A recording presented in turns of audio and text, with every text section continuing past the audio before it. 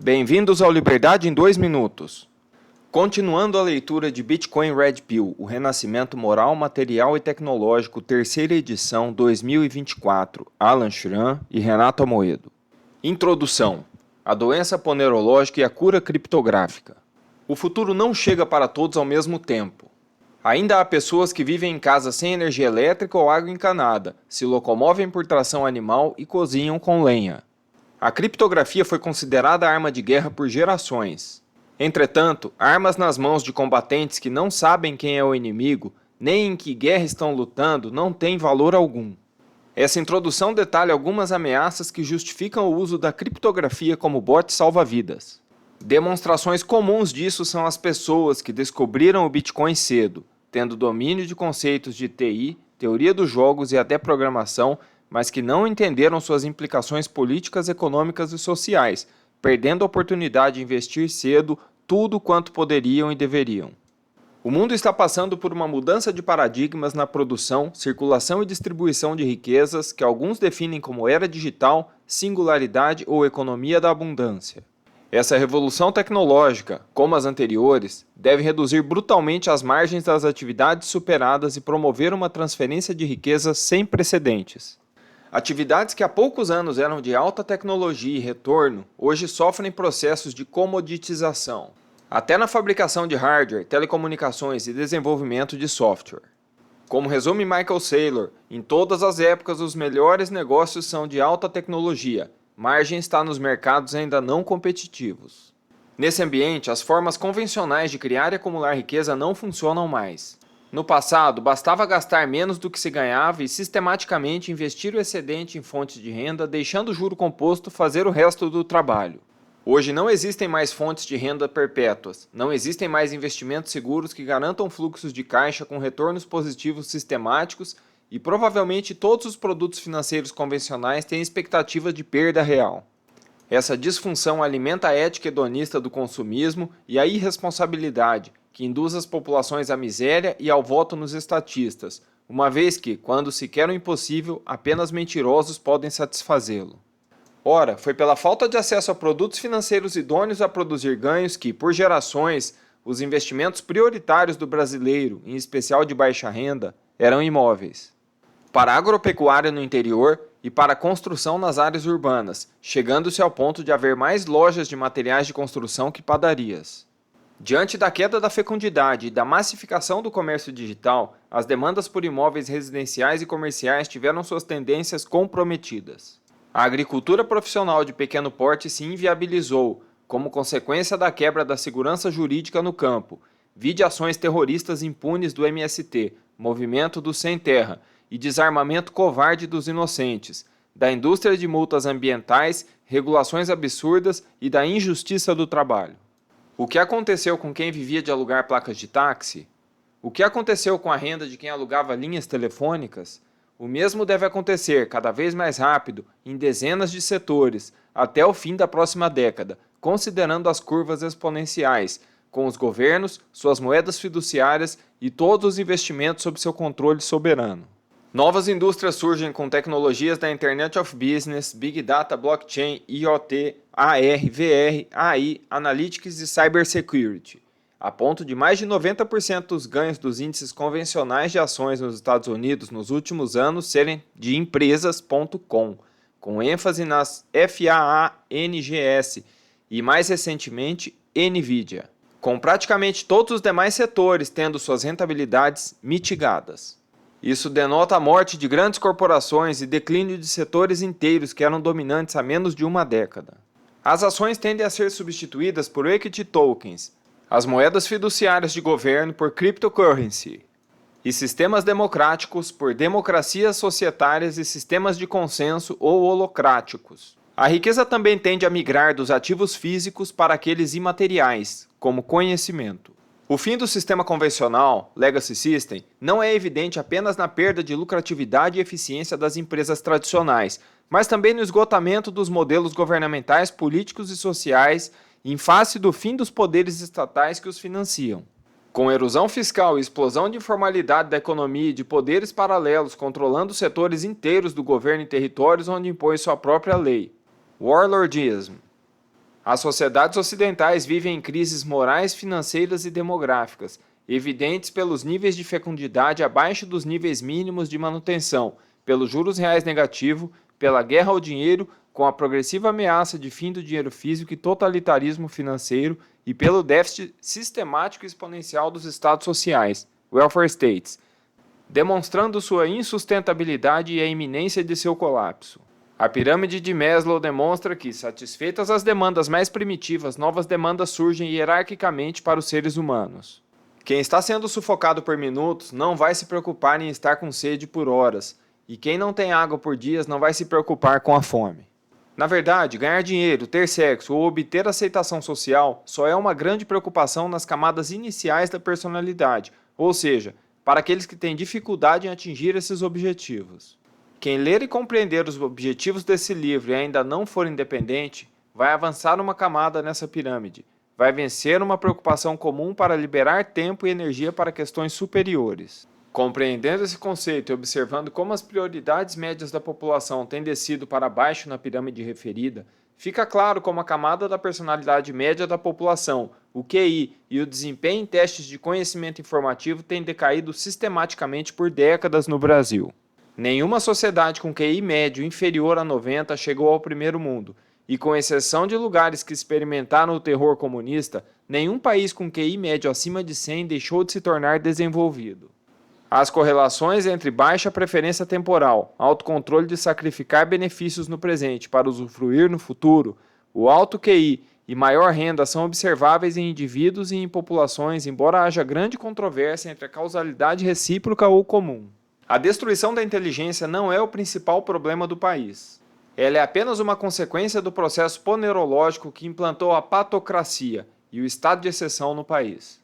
A ponerologia é uma doença mental coletiva promovida pela engenharia social que utiliza o marxismo cultural como ferramenta de infiltração e subversão.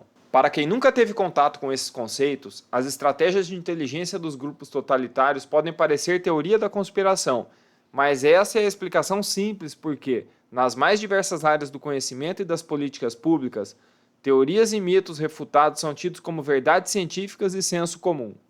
O fato é que as instituições brasileiras são aparelhos marxistas, como tribunais, mídia, academia e até igrejas, teologia da libertação e teologia da missão integral nas protestantes, porque foram infiltradas e subvertidas por ações de contra-inteligência por mais de 90 anos, através de concursos fraudados ou enviesados e de assassinatos de reputações ou reais. Primeiro, pelo esforço soviético, e após isso, por seus sucessores, como o Foro de São Paulo. Desta maneira, o cultivo da mentira, da falta de inteligência, da corrupção e da miséria foi planejado e executado como ferramenta de engenharia social. Governos precisam de populações majoritariamente pobres, dependentes e submissas para manter seu poder. Se as pessoas forem independentes, ricas e céticas, elas vão atribuir poderes aos governos? Essa é a razão real de o governo controlar a educação e a moeda.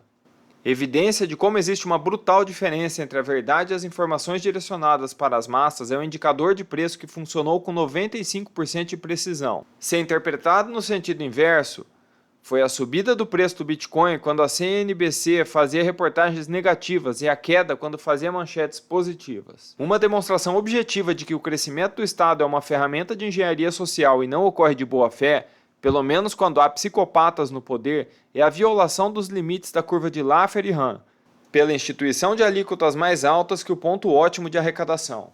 Como comprovado por extensa literatura, mesmo nos Estados Unidos, os governos poderiam arrecadar mais reduzindo os níveis de tributação e gasto público, mas não o fazem para satisfazer grupos lobistas devido à captura administrativa.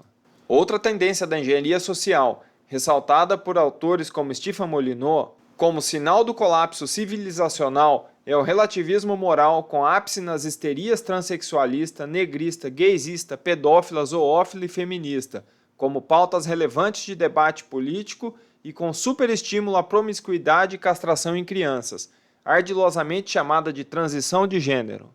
Molyneux também popularizou, com dados, o amplo entendimento de que quem mantém a esquerda no poder e mantém o welfare são as divorciadas e mães solteiras. MSOL. Reforçando as motivações dos governos totalitários de esquerda a criarem normas inviabilizando o casamento e reduzindo o número de famílias sólidas, como as 72 leis feministas constantemente mencionadas pela Michelle Bolsonaro. Um dos fatores cruciais que inviabilizou a manutenção da escravidão em sociedades cristãs, embora esse fosse um instrumento mencionado e reconhecido na Bíblia, foi a restrição moral à promiscuidade. Escravos que têm relações monogâmicas passam a ter relações conhecidas de parentesco e, formando famílias, passam a ter pessoas dispostas a matar e a morrer umas pelas outras e ter identidade ancestral.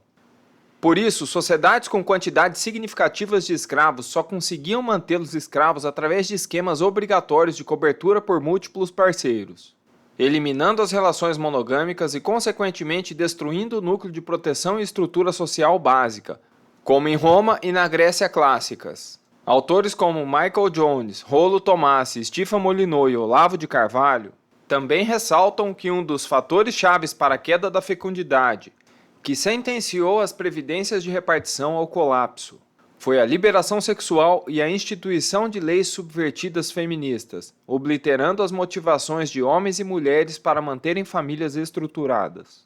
Mesmo bilionários como Saylor simplesmente desistem de casar. Estilos de vida como herbs japoneses e MGTOW são cada vez mais comuns. A sua motivação é simples. Se não há mais direitos proporcionais a deveres, não vale mais a pena formar família. Ainda mais com a facilitação de sexo fora do casamento. As leis estatais inviabilizam contratos de casamento real, de modo que governos feministas garantem estímulo ao maximizar o oportunismo hipergâmico. Em outras palavras, o governo é uma máquina de transferir riqueza e poder de produtores, a maioria homens, para dar a beneficiários de renda estatal, a maioria mulheres, como é óbvio pelos dados de pagamento de impostos ou até mesmo contribuições e benefícios previdenciários. Historicamente, o que um homem poderia oferecer como homem era segurança física, material e emocional, e o que uma mulher poderia oferecer era fertilidade, aferida por atributos físicos, e fidelidade. Por isso, virgindade é ativo para a mulher e passivo para o homem no cálculo do valor sexual e, de maneira inversa, a promiscuidade. Essa troca ficou inviabilizada com leis feministas atuais, como a absurda e antinatural paternidade involuntária por DNA, fomentando o golpe da barriga, promiscuidade e nascimentos fora do casamento, a ponto de Molyneux denominar o welfare state como single mom state, devido à altíssima correlação entre destruição familiar e moral e o aumento do estado social.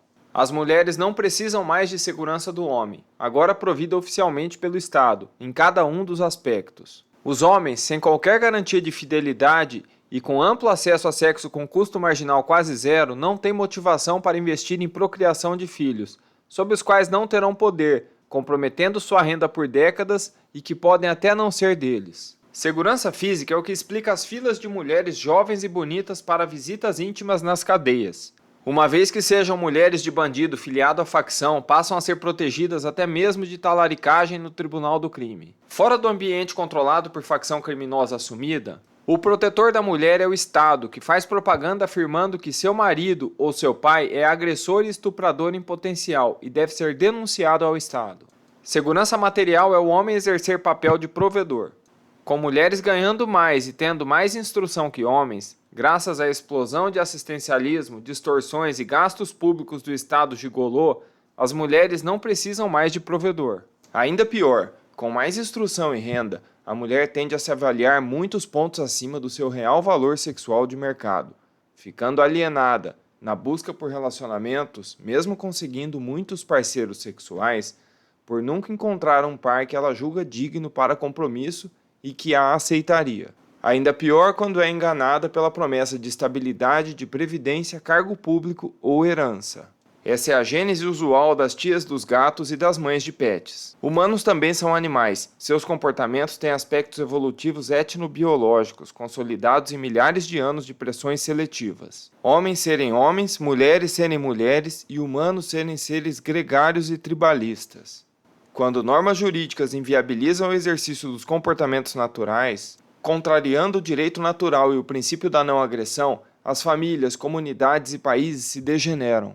Com destruição das instituições, queda de fecundidade, diluição da moeda e da moral. Por isso, os governos e corporações estimulam a degeneração dos valores morais e éticos, por meio de leis de alimentos e pensões, bolsas assistencialistas que não permitem a ascensão dos mais pobres, mantendo-os eternamente na pobreza, privilégios a grupos de poder, incluindo minorias intolerantes e campanhas culturais subversivas.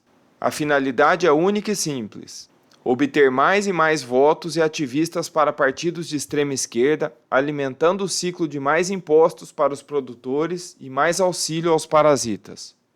Outro exemplo da histeria e infantilização coletiva usadas em prol de interesses corporativos e estatais é a preocupação com falsas questões ambientais, como na década de 1980, com o buraco na camada de ozônio, ou a mania atual do aquecimento global.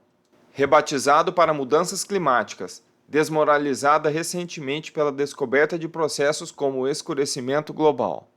Ora, sobram evidências de que a Terra já foi muito mais quente e mais fria muitas outras vezes.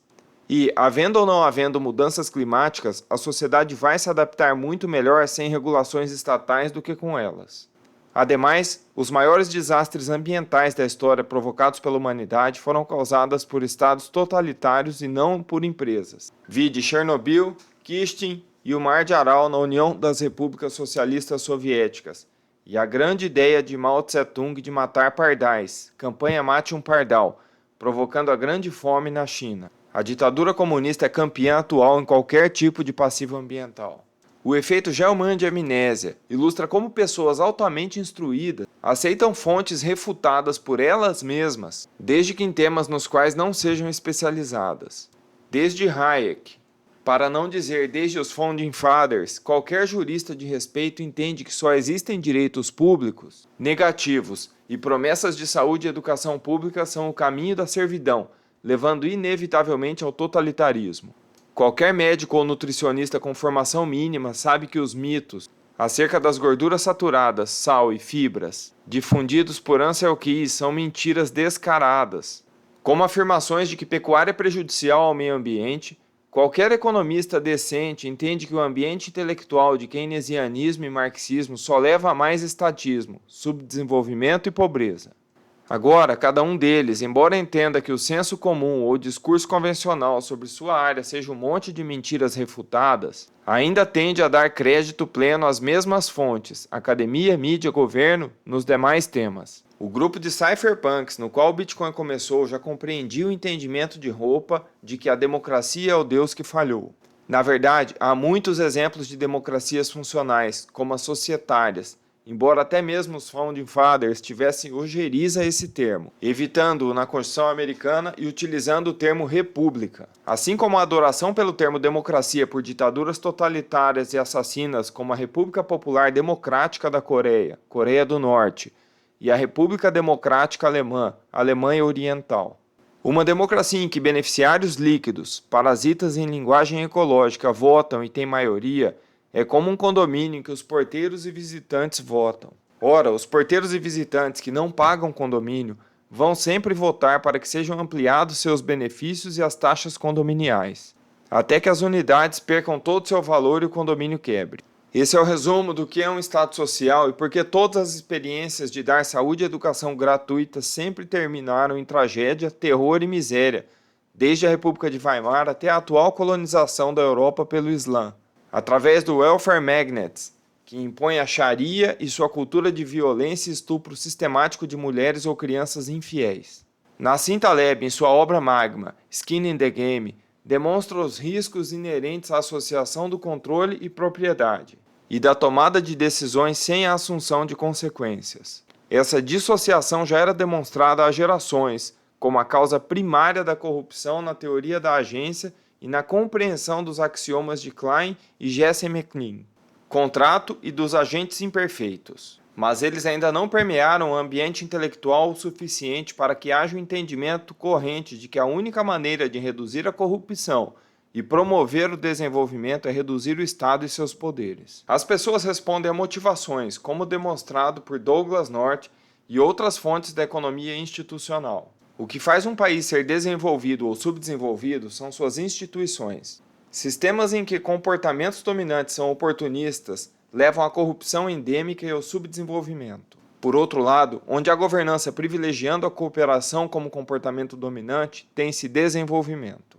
O Bitcoin possibilita que pessoas que vivem em qualquer país, por mais corrompido e subdesenvolvido que seja, possam usar uma reserva de valor e meio de pagamento capaz de mudar suas motivações em relação a preferências temporais. Isso pode levar o mundo a uma nova era de produtividade e progresso material, ético e tecnológico. Amos também explica detalhadamente que a decadência das artes, inteligência, moral, família, impérios e até da saúde mental das populações é altamente correlacionada com sua ausência de sound money, dinheiro sonante, capaz de ser reserva de valor no tempo e no espaço, e de baixas preferências temporais decorrentes dele. Então, se o leitor quer investir em alta cultura e considera que a guerra cultural é a primeira a ser vencida, entenda que o primeiro passo para isso é a adoção de uma boa reserva de valor que mude as motivações e, consequentemente, reduza as preferências temporais. E, segundo passo, é o desinvestimento dos ativos que o leitor tem no domínio do inimigo, o legacy. Para um país, uma empresa, uma família ou um indivíduo, os elementos fundamentais para a determinação de crescimento são a acumulação e produtividade. Por motivos óbvios no Brasil, os níveis de produtividade em relação ao resto do mundo e os níveis de poupança apresentaram quedas sistemáticas nas últimas décadas. E com o envelhecimento da população e a deterioração das instituições, a tendência é piorar. A produtividade é determinada por diversos fatores. Inclusive tem significativa correlação com poupança. Mas um determinante simples dela em populações é o QI. Poupança também é submetida a diversos fatores. Mas o que pode servir de preditor imediato são as preferências temporais baixas. Só para dar um exemplo de como o Brasil é um país improdutivo. Segundo dados oficiais, menos de 25% das terras são produtivas, somando cidades, agricultura, infraestruturas e pecuária, enquanto a maioria dos países desenvolvidos empregam mais de 75%. Para piorar, no caso de banânia, mesmo nesta fração útil, a produtividade ainda é baixíssima, com pouco uso de mão de obra, inviabilizada pela legislação trabalhista engessada e tecnologias de ponta, inviabilizada pela regulação e tributação sufocantes. Os níveis de eficiência e produtividade da utilização da mão de obra não são os melhores. Dados os níveis absurdos de inatividade, como os nem trabalha nem estuda, eternos estudantes e desempregados, que tendem a piorar com o envelhecimento. É uma demonstração de ignorância ou má-fé pessoas advogarem por determinação da taxa de juros pelo governo ou pela redução da taxa Selic para estimular a economia. Ora, o brasileiro que viveu os congelamentos de Sarney e que testemunhou as experiências semelhantes de Maduro na Venezuela, sabe muito bem quais as consequências do controle de preços. Escassez e miséria. Governo determinar taxa de juro é imoral e economicamente pior que tabelar o preço do pão ou do feijão. Pois se pode viver sem pão ou feijão, existem substitutos. Mas não se pode viver em uma sociedade com curso forçado sem tocar em moeda estatal. Se o governo pretendesse realmente reduzir as taxas de juro para fomentar a atividade econômica de maneira sustentável, ele iria cumprir suas funções próprias, jurisdição e defesa, aumentando e facilitando os meios de defender a propriedade privada e de executar devedores. Desta forma, é importante frisar que consumo não produz crescimento sustentável, investimento sim. Maior consumo significa menor investimento, ou seja, menor produtividade futura. Acumulação e propriedade não devem ter função social, além de satisfazer as preferências do dono. Até mesmo Jesus, na parábola dos trabalhadores das vinhas, deixa claro como é má e pecaminosa a pretensão de regular contratos voluntários alheios, como faz a legislação trabalhista. Quando alguém utilizar expressões como função social, empoderamento, politicamente correto, todes, apropriação cultural, já se pode identificar o uso de nova língua marxista para conquistar corações, mentes e, é claro, poder. Aquele texto estará reproduzindo linguagem ponerológica de maneira instrumental para a desinformação. Desta maneira, os idealizadores do Bitcoin compreenderam que o início dos processos de quantitative easing, alívios quantitativos, representava o passo final de captura administrativa das corporações sobre os governos e, em consequência, a última chance das populações de evitar o totalitarismo financeiro com o fim do dinheiro físico e das chances de enriquecimento pela acumulação honesta. Como demonstrava Bastiat no século XIX ou Ron Paul no século XX, todas as funções dos bancos centrais são mais bem desempenhadas por instituições privadas ou por ninguém. A emissão de dinheiro é uma questão importante demais para ser deixada na mão de políticos, assim como a educação. Rothbard ilustra outro aspecto da subversão dos valores morais como o educacionismo. O mito de que as pessoas devem crescer na vida através da instrução formal, controlada e financiada por governos que aparelham as escolas com agentes de doutrinação e manipulação, os Intellectuals Yet Idiots, de Taleb. O aumento exponencial do Estado, usando como justificativa mais regulações para resolver falhas regulatórias anteriores, lei de Michaels, até criminalizar todos na sociedade. Dá ao governo o poder de punir quem quiser a qualquer momento legalmente. São políticas com o fito de provocar imigração de dissidentes, efeito Curley, e a estratégia Clover-Pivin, aumentar obrigações financeiras do governo para provocar o colapso do país e inevitável adoção de totalitarismo.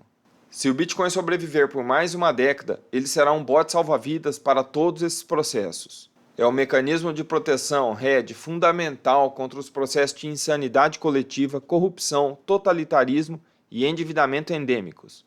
E, por isso, é elemento fundamental em qualquer carteira, não apenas por ser imperativo moral, mas para evitar risco de cauda, risco de ruína, perdendo tudo quando o sistema convencional colapsar. Por isso, até Taleb reconheceu que o Bitcoin é o início de algo grandioso, uma moeda sem um governo, algo necessário e imperativo. Como será a seguir demonstrado, o Bitcoin muda as motivações de seus usuários, alonga suas preferências temporais, faz explodir sua produtividade e capacidade de acumulação e, se continuar seu curso de adoção exponencial, pode salvar o mundo do coletivismo, instaurando um novo entendimento do dinheiro e da moeda, da ética do trabalho, acumulação em relação com governos e de respeito aos direitos alheios, superando mitos, mentiras e instituições corrompidas que atrasam o desenvolvimento da humanidade. O Bitcoin será morto ou será a causa-morte dos estados sociais, com a vitória do indivíduo sobre as ditaduras e corporações corruptas. Para isso que ele foi concebido. Não é possível manter sob escravidão pessoas armadas e determinadas a serem livres, como Masada demonstrou. Satoshi explicou isso ao afirmar que, em algumas décadas, o subsídio será muito pequeno e as tarifas de mineração serão a principal remuneração pelos nós de mineração. Estou certo de que em 20 anos haverá um volume de transação muito grande ou nenhum volume. É vencer ou morrer. Quando a maior parte da riqueza não puder ser expropriada, controlada ou mesmo ter titularidade suspensa por governos ou tribunais, não haverá como recolher tributos involuntariamente. Penas ou multas e a ação estatal involuntária não terão mais sentido, viabilidade ou efeito prático. Com o aumento exponencial dos dados e poderes acumulados por governos e corporações, o mundo se encontra às vésperas de um meio-termo entre as distopias descritas em 1984 e a admirável mundo novo. Quem quiser evitar viver o drama da Revolução dos Bichos, terá que se evadir da fazenda antes das fases finais da Revolução. E o Bitcoin é uma das tecnologias úteis para evitar o domínio totalitário e para facilitar a fuga de onde o totalitarismo não possa ser evitado. É uma guerra de extermínio. A cultura vencedora desse fork social será um modelo a ser perpetuado nas futuras gerações. Não tem acordo ao meio termo, não tem prisão nem rendição. Você será livre como nunca sonhou ou escravo como nunca ninguém foi. Essa foi a introdução do livro Bitcoin Red Pill, terceira edição, Alan Schramm e Renato Amoedo. Muito obrigado por sua audiência.